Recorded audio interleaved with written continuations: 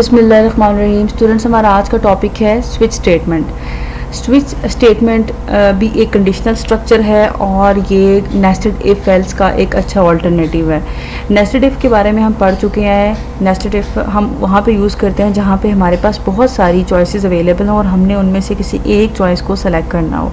तो इसी ऐसी सिचुएशन में हम स्विच स्टेटमेंट का भी यूज़ कर सकते हैं जहाँ पे हमारे पास बहुत सारी चॉइसेस अवेलेबल हैं and we have to select only one option. तो ठीक है, तो इसका अब देख लेते हैं कि इसका साइंटिक्स किस तरह से होता है। इसका साइंटिक्स इस तरह से है कि सबसे पहले आपने कीवर्ड लिखना है switch. Switch is a keyword, switch लिखेंगे। उसके बाद यहाँ पे पैरेंथेसिस में एक्सप्रेशन लिखेंगे। तो यहाँ पे जो एक्सप्रेशन है वो कोई भी वैलिड एक्सप्रेशन हो सकता है, लेकिन यह है कि उसकी जो वैल्यू है वो जो है वो इंटीजर या करैक्टर हो सकती है, इसके अलावा नहीं हो सकती। ठीक है, यानी कि वो जो एक्सप्रेशन का जो रिज़ल्ट है it should be a integer या करैक्टर वैल्यू। उसके बाद फिर यहाँ पे कर्ली ब्रेस स्टार्ट होगी और इसमें हमने सबसे पहले लिखना है केस। केस भी एक कीवर्ड है, ठीक है। केस लिखना है और केस के आगे वैल्यू 1, ठीक है। यहाँ पे वैल्यू 1 लिखेंगे और उसके बाद फिर ये स्टेटमेंट 1 आ जाएगी, ठीक है। उसके बाद फिर यहाँ पे एक और कीवर्ड है ब्रेक, तो वो हम लिखेंगे और सेमीकोलन लगाएंगे, ठीक है। उसके बाद फिर हम केस नंबर 2 पे आ जाएंगे, केस नेक्स्ट केस पे आ जाएंगे और उसके बाद वैल्यू 2, फिर इसी तरीके से स्टेटमेंट 2 एंड ब्रेक। तो यहाँ पे जो केस है वो डिफरेंट ऑप्शंस को या चॉइसेस को रिप्रेजेंट कर रहा है। अभी इसको हम एक्सप्लेन भी करते हैं और यहाँ पे ये लास्ट में फिर इस तरीके से केस वैल्यू एन, जितने भी केसेस आप ऐड करना चाहें वो कर सकते हैं। लास्ट में केस वैल्यू हमने एन ले ली है, स्टेटमेंट एन और ब्रेक आ गया, ठीक है। और उसके बाद सबसे लास्ट में एक और कीवर्ड है डिफ़ॉल्ट, इसको हम यूज़ करेंगे, ये लिखेंगे। डिफ़ॉल्ट के बाद यहाँ पे सेमीकोलन नहीं है बल्कि कॉलन का साइन है, कॉलन का साइन आएगा और लास्ट में स्टेटमेंट्स हैं और फिर इस तरीके से कर्ली ब्रेसेस क्लोज हो जाएंगी। इसको हम एक्सप्लेन करेंगे इसके साइंटिस्ट को, तो ये आपको क्लियर हो जाएगा इस तरीके से। फिर इसका ये फ्लो चार्ट है, इसकी पहले वर्किंग देख लेते हैं, ठीक है। फिर इसका फ्लो चार्ट को भी एक दफ़ा देख लेते हैं। इसकी वर्किंग बहुत सिंपल सी है, इस तरह से है कि सबसे पहले जो एक्सप्रेशन है वो एवेलुएट होगा, ठीक है। जो सिंगल एक्सप्रेशन है वो उसका जो रिज़ल्ट है वो इंटीजर हो सकती है वैल्यू या करैक्टर वैल्यू हो सकती है, ठीक है। उसके बाद हम जो वो एक्सप्रेशन जो होगा उसकी जो वैल्यू आएगी उसको कंपेयर करेंगे डिफरेंट केसेस के साथ, ठीक है। यानी कि आपने जितने भी केसेस अपने स्विच स्टेटमेंट के अंदर लिखे हैं, 1 बाय 1 उस जो एक्सप्रेशन है उसकी वैल्यू को हम कंपेयर करेंगे तमाम केसेस की वैल्यू के साथ। तो जिस केस की वैल्यू के साथ वो मैच कर जाएगा वो उस केस की जो रेलिवेंट स्टेटमेंट्स होंगी वो एग्जीक्यूट हो जाएंगी, ठीक है। अब इसको हम एक बार रीड भी कर लेते हैं। Switch statement compares the result of single expression with multiple cases, ठीक है। Expression can be any valid expression that results in integer or character value, ठीक है।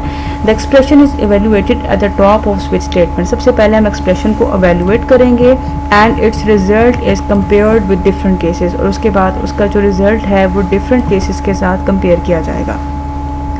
Each case label represents one choice, ठीक है। यहाँ पे एक इंपॉर्टेंट बात यह है कि जो हर केस का जो लेबल है वो एक चॉइस को रिप्रेजेंट कर रहा होता है। If the result match with any case the corresponding block of statements executed, ठीक है। और जिस भी केस के साथ उसकी जो रिजल्ट एक्सप्रेशन का रिजल्ट है वो मैच कर जाएगा, उससे मुतल्लिका जो स्टेटमेंट्स होंगी वो एग्जीक्यूट हो जाएंगी। फिर इसके अलावा अपनी स्विच स्टेटमेंट में आप जितने भी नंबर ऑफ़ केसेस यूज़ करना चाहें वो यूज़ कर सकते हैं, ठीक है। यहाँ तक अब आपको आई होप ये क्लियर हो जाए। अब इसको मैं फ्लो चार्ट से भी बताती हूँ। फॉर एग्जांपल यहाँ पे सबसे पहले अब आपने ये एक्सप्रेशन जब एवेलुएट हुआ तो उसके बाद उसके रिज़ल्ट को हमने कंपेयर करना है तमाम केसेस की वैल्यूज़ के साथ, ठीक है। अब यहाँ पे फॉर एग्जांपल सबसे पहले केस 1 के साथ हम कंपेयर करेंगे। अगर तो ये मैच कर जाएगा तो यहाँ पे जो स्टेटमेंट्स हैं ब्लॉक 1 की स्टेटमेंट्स हैं केस 1 की वो सारी एग्जीक्यूट हो जाएंगे। उसके बाद फिर जो है वो लास्ट में यहाँ पे कंट्रोल स्विच की बॉडी स्विच स्ट्रक्चर से बाहर आ जाएगा। फॉर एग्ज़ाम्पल अगर ये इसके साथ मैच नहीं कर रहा तो यहाँ पे फिर उसके बाद ये अगर लेट्स सपोज फॉल्स है तो नेक्स्ट केस पे मूव कर जाएंगे, चेक करेंगे कि यहाँ पे जो है जो एक्सप्रेशन का जो रिज़ल्ट है वो मैच कर रहा है, वैल्यू मैच कर रही है कि नहीं मैच कर रही। अगर तो यहाँ पे ये ट्रू हो जाएगा, कंडीशन ट्रू हो जाएगी तो ये स्टेटमेंट्स एग्जीक्यूट हो जाएंगे। अगर फॉल्स होगी तो इस तरीके से नेक्स्ट केस पे मूव कर जाएंगे। तो इस तरीके से वन बाय वन हम नेक्स्ट केस पे मूव करते जाएंगे, ठीक है।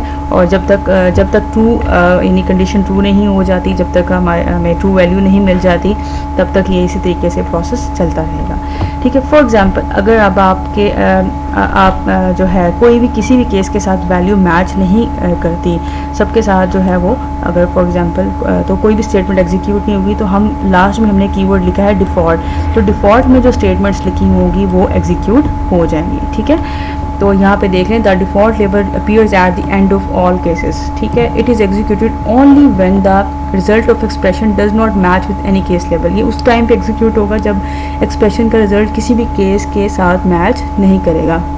और इसका यूज़ बिल्कुल ऑप्शनल है, ठीक है। और इसको आप किसी भी जगह पे लिख सकते हैं, इसकी लोकेशन फ़िक्स नहीं है। आप इसको केसेस स्टार्ट करने से पहले भी लिख सकते हैं या सबसे लास्ट केस के बाद भी लिख सकते हैं। फिर इसके अलावा हमने यहाँ पे हर स्टेटमेंट के एंड पे हमने ब्रेक का स्टेटमेंट का भी यूज़ किया। ब्रेक स्टेटमेंट जो है ये स्विच बॉडी से एग्ज़िट कराने के लिए इसको हम यूज़ करते हैं। जहाँ पे भी ब्रेक स्टेटमेंट हम लिखेंगे वहाँ से कंट्रोल स्विच की बॉडी से एग्ज़िट हो जाएगा। फॉर एग्जांपल अगर केस वैल्यू केस 1 के साथ या इसकी जो वैल्यू के साथ अगर फॉर एग्जांपल ये एक्सप्रेशन की जो इसका रिजल्ट है मैच हो जाता है, तो ये स्टेटमेंट 1 एग्जीक्यूट हो जाएगी। और ब्रेक जो है, ब्रेक क्या करेगा कि वहाँ यहाँ से जो कंट्रोल है वो उसको एग्ज़िट कर देगा फ्रॉम द स्विच बॉडी से कंट्रोल बाहर आ जाएगा।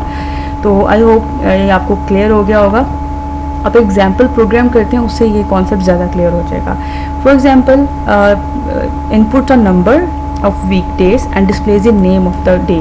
हम यूज़र से एक नंबर ऑफ वीकडे एंटर करवाते हैं, ठीक है। 7 डेज़ होते हैं। अब 1 से लेकर 7 तक यूज़र से कहेंगे कोई भी नंबर एंटर करे। जो भी यूज़र नंबर एंटर करेगा हम उसका जो कॉरस्पॉन्डिंग डे है उसको हम प्रिंट करवा दें। फॉर एग्जांपल अगर यूज़र एंटर करता है 1 तो हम डिस्प्ले करवाएंगे फ्राइडे। अब यहाँ पे हमने सबसे पहले एक वेरिएबल डिक्लेयर कर लिया एन नंबर के लिए और उसकी वैल्यू हमने यूज़र से ले ली, एंटर नंबर ऑफ वीकडे। और जो भी फॉर एग्जांपल यूज़र 1 से लेकर 7 तक कोई भी वैल्यू एंटर कर सकता है। उसके बाद हमें साइंटेक्स अब याद है स्विच स्टेटमेंट का। स्विच यहाँ पे हमने एक्सप्रेशन में हम एन लिखेंगे क्योंकि एन की वैल्यू को कंपेयर करना है। उसके बाद केस यहाँ पे वैल्यू आ जाएगी 1, ठीक है। उसके बाद यहाँ पे हम अगर ये उसके बाद प्रिंटअप की स्टेटमेंट करा देंगे फ्राइडे। फॉर एग्जांपल अगर इसकी एन की वैल्यू मैच करती है 1 के साथ तो प्रिंट क्या हो जाएगा फ्राइडे।